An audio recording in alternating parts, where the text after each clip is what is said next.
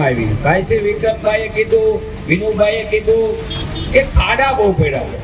ભાઈ ખાડા પડ્યા છે એ શેમાં પડ્યા ખાડા?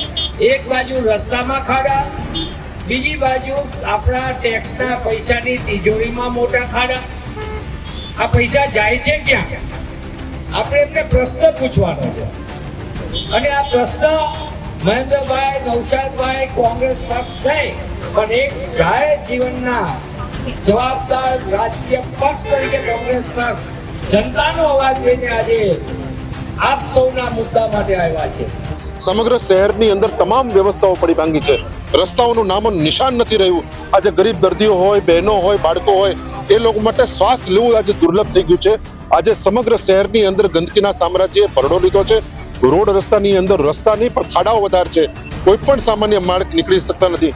છેલ્લા કેટલાય સમયથી આ સમસ્યા હોવા છતાં ભારતીય જનતા પાર્ટીની શાસન, નગરપાલિકા તંત્ર, કોઈ પણ એનો પદાધિકારી, જનપ્રતિનિધિ લોકોના આ સમસ્યા માટે એક શબ્દ બોલતા નથી. ત્યારે આજે કોંગ્રેસ પક્ષના બધા જ કાર્યકરો આજે અમે અહીંથી દુધરેજથી આ ડાયવર્ઝન ઉપર ચાલી અને કલેક્ટરશ્રીને આવેદનપત્ર આપવાના છીએ.